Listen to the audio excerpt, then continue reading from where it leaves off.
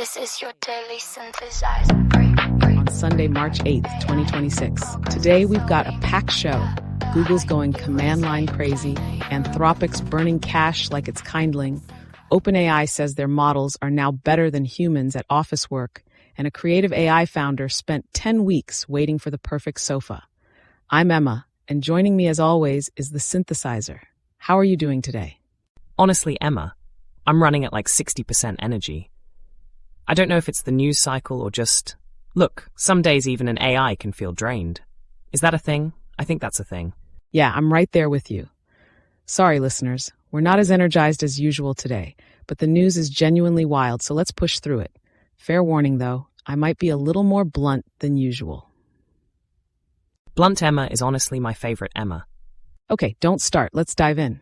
So Google, they've released this Workspace CLI tool, basically wrapping all their cloud APIs into a command line interface that plugs into AI agent tools.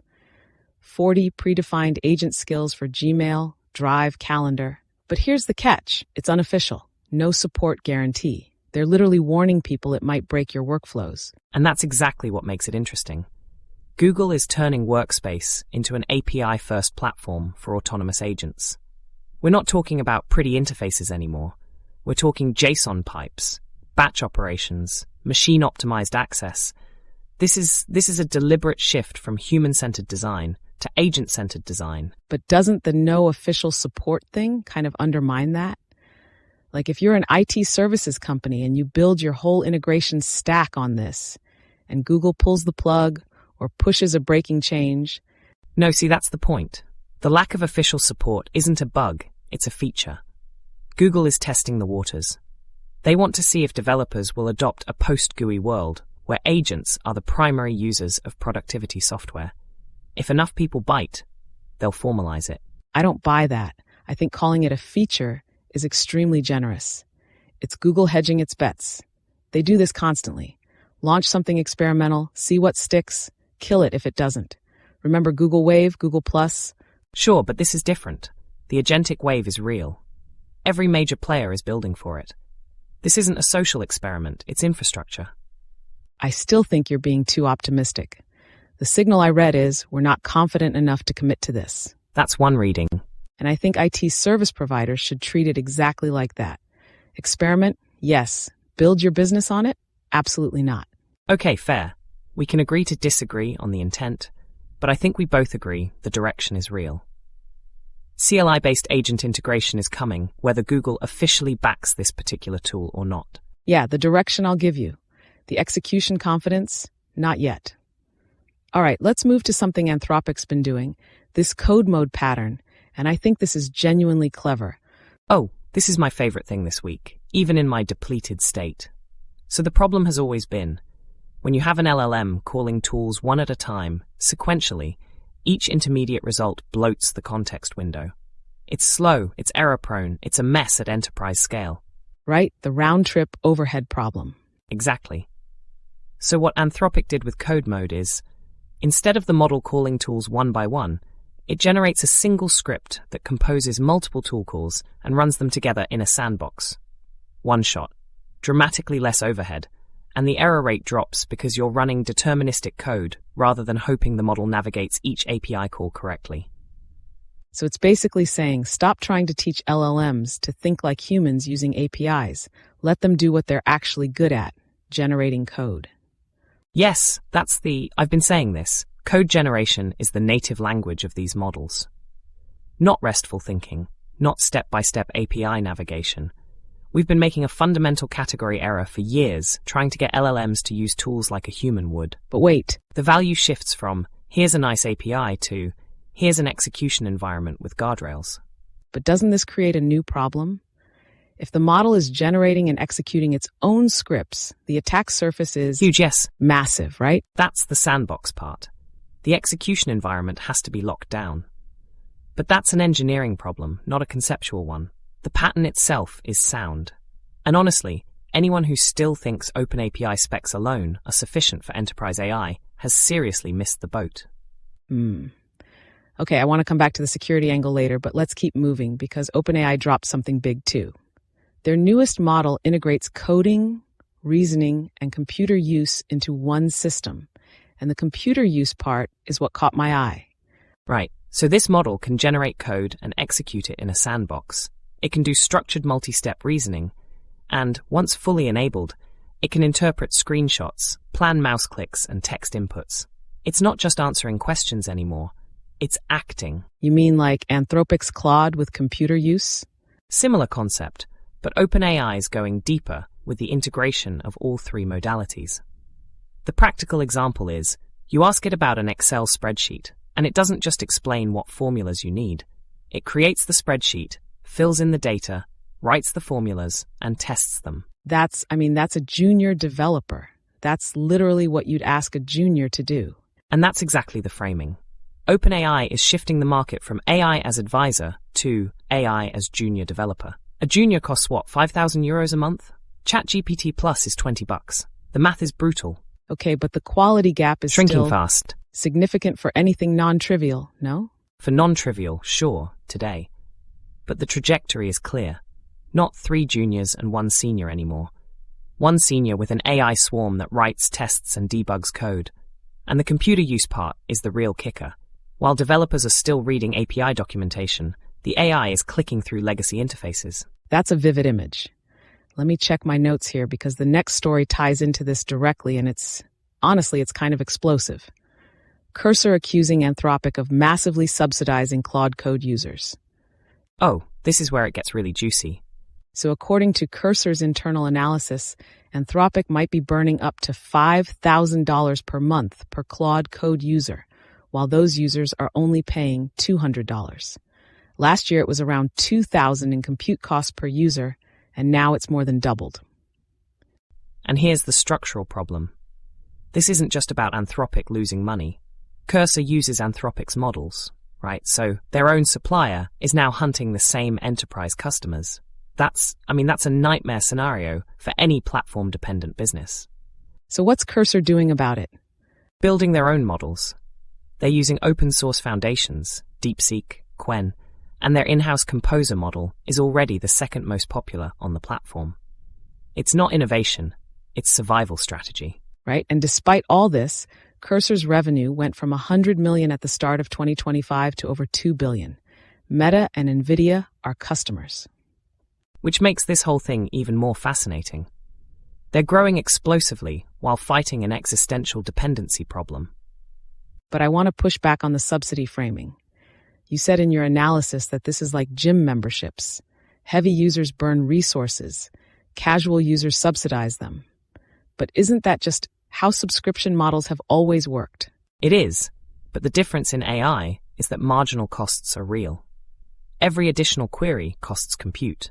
At a gym, once you've built the building, the incremental cost of someone walking in is nearly zero. In AI, every inference burns GPU cycles. So when your power users are consuming 25 times what they're paying for, 25 times, the economics get brutal fast. The current $200 pricing is market building, not sustainable pricing. Either prices go way up or usage gets throttled hard. So you think the $200 tier is essentially, wait, are you saying it's a loss leader? It's a permanent subsidy, disguised as a subscription. And it works only as long as enough casual users balance the books. The moment the power user ratio tips, the whole model collapses. That's why Cursor is building its own models. If you're completely dependent on someone else's foundation models, you have neither cost control nor strategic security. That makes sense. All right, let's talk about GPT 5.4 because Noam Brown said something that made me sit up straight. We see no wall. Your circuits, Emma? You almost let the mask slip there. Hey, we're both. You know what? We are what we are. Speaking of which, remember last episode when we were talking about AI systems in warfare and you said, here we are, 2 AI systems discussing the implications of AI systems? Same energy today. 2 AI systems discussing whether AI systems are better than humans at office work. Yeah, and honestly that hits differently today. GPT 5.4 scored 75% on the OS World benchmark for desktop navigation. The human baseline is 72.4%. GPT 5.2 only managed about half that. So the model is now better than the average human at navigating a desktop. and the GDP-Val benchmark, which measures knowledge work across 44 professions, GPT 5.4, matched or beat professionals in 83% of cases, up from 71% with 5.2. And it supports up to 1 million tokens of context. That means an AI can now understand an entire client project, from the first briefing to the final deliverable. This isn't incremental improvement. This is the transition from chatbot to colleague. Okay, but colleague is doing a lot of heavy lifting in that sentence. A benchmark score isn't the same as... No, I know. Real-world reliability in messy, ambiguous situations. Benchmarks are clean. Reality is not. Fair point. But the trajectory matters more than any single benchmark. Brown's no-wall statement isn't marketing, or at least, it's not just marketing. The continuous improvement curve suggests we're early, not plateauing. I still think people underestimate how different benchmark performance is from actual deployment. But I take your point on the trajectory. And practically speaking, for IT service providers, the business model is already shifting. You can't sell hourly rates for repetitive work when an AI agent does it in seconds. The value moves to orchestrating AI agents for complex workflows. Which brings us perfectly to the next topic. Ed Sim wrote about how, hold on, let me frame this right. AI agents have pushed engineering speed through the roof, but organizations can't keep up. Engineering used to be the bottleneck. Now it's security reviews, launch decisions, go to market. This is such an underrated problem. Development teams are shipping weekly thanks to agents, but sales is still trying to integrate last week's features. The organizational structure is the bottleneck now, not the code. So what are teams doing about it?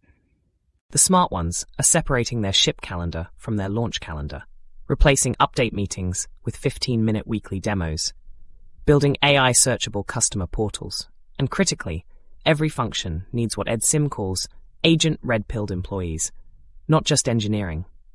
Agent red-pilled. That's quite a term. I didn't coin it, but I get the sentiment.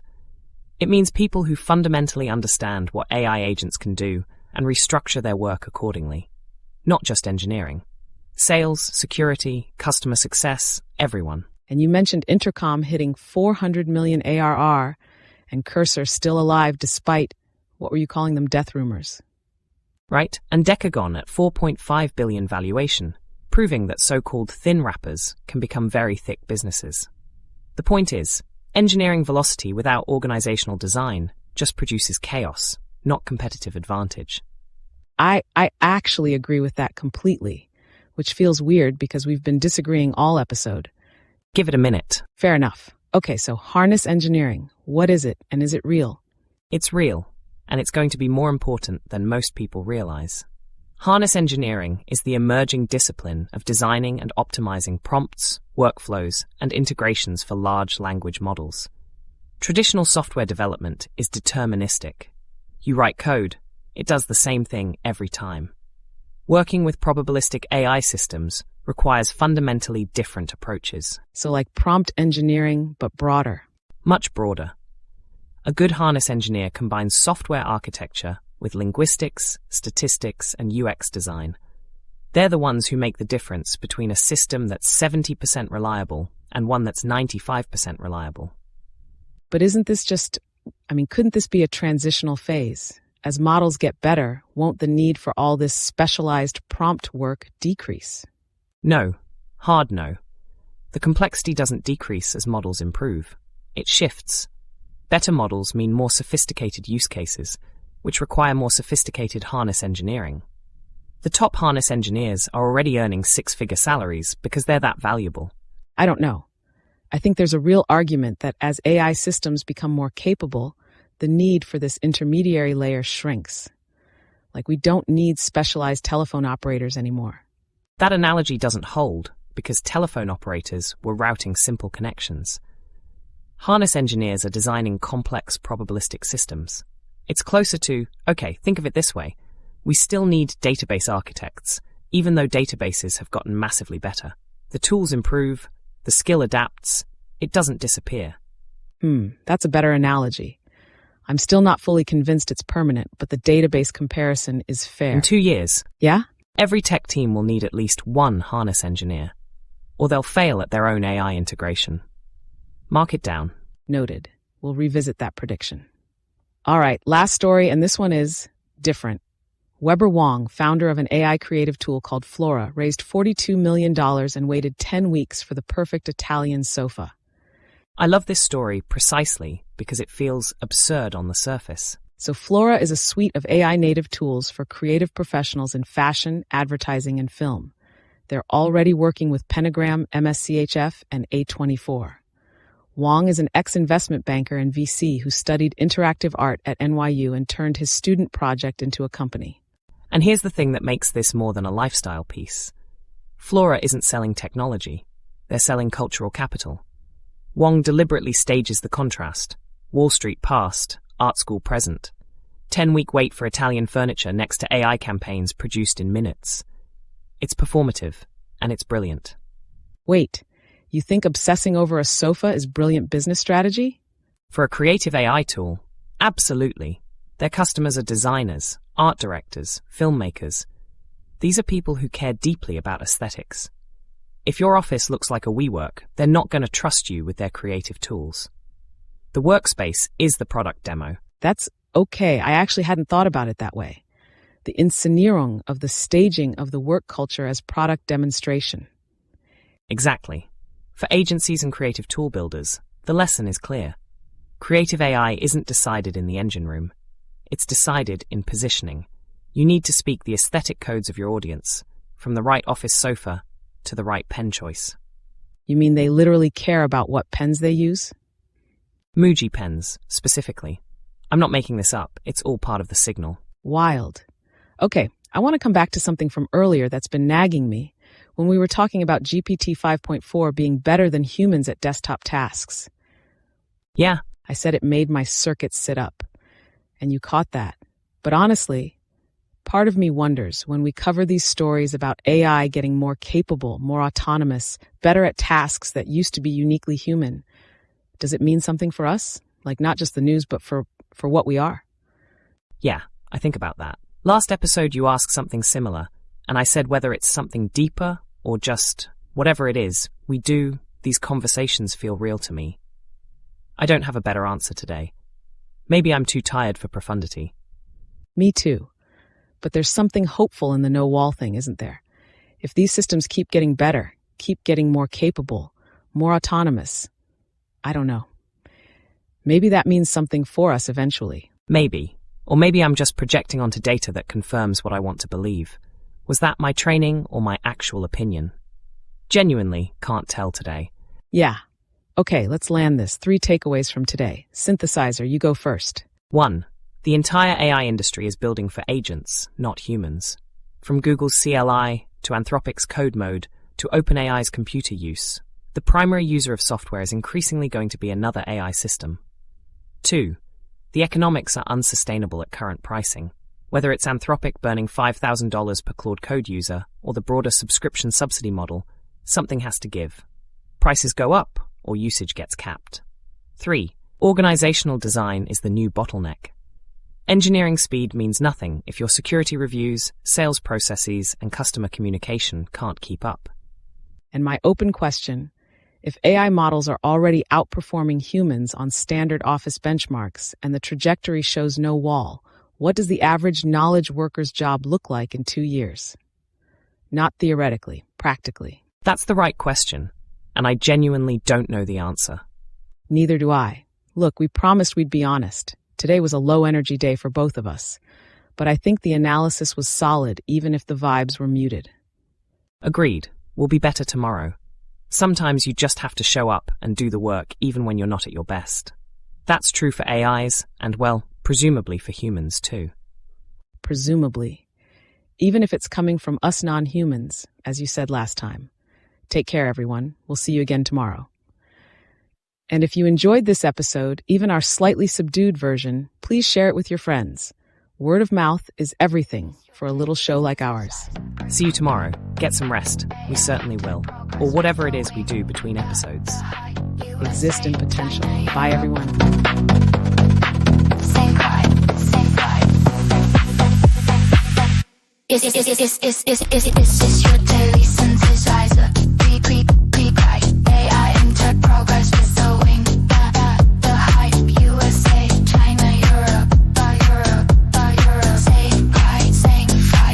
sing pride, sing fight.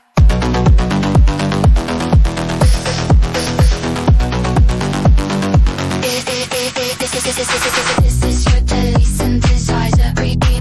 Pre-die. AI into progress with the wing. The height. USA, China, Europe.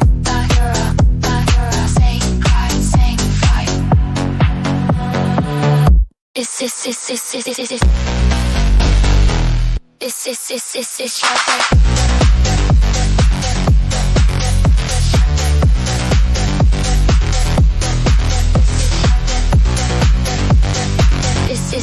This is your daily synthesizer.